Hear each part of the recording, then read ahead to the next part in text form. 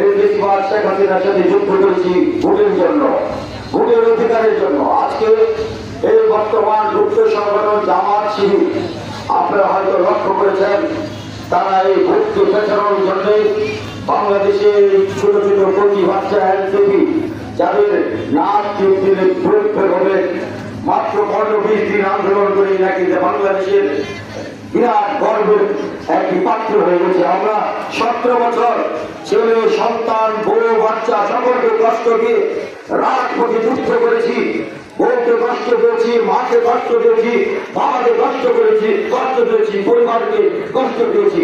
কিসের জন্য? ভোটের জন্য।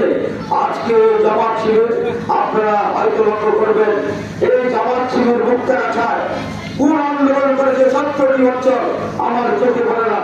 এই মুক্ত সংগঠনের কে নেতা কে কর্মী তাও আমরা জানিয়ে সাথে ধন্যবাদ। আমরা সকল ওয়ার্ড পর্যায়ে আমাদের কিন্তু সংগঠন রয়েছে, বিএনপির সংগঠন রয়েছে, ছাত্র দলের সংগঠন রয়েছে, যুব দলের সংগঠন রয়েছে, কৃষক দলের সংগঠন রয়েছে।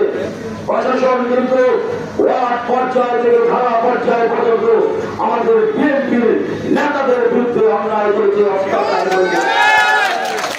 আমার অনেক বৃদ্ধ বক্তা রয়েছে, আমি ছোট্ট দুটি কথা বলে আমি আমার বক্তব্য শেষ করবো।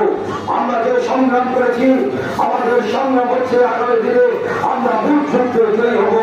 এই সংগ্রামে আমরা রাজপথে রাখবো।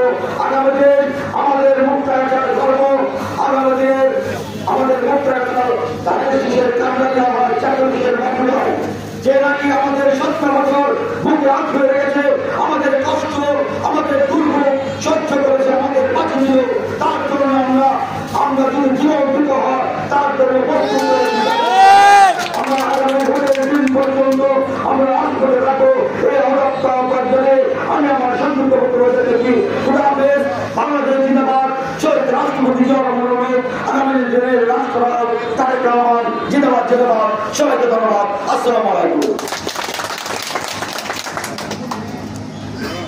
আমরা সাথী বন্ধুগণ, এই পর্যায়ে আপনাদের সম্মুখে বক্তব্য রাখবেন মুক্তাগাছা উপজেলা ছাত্র দলের সাবেক সফল সভাপতি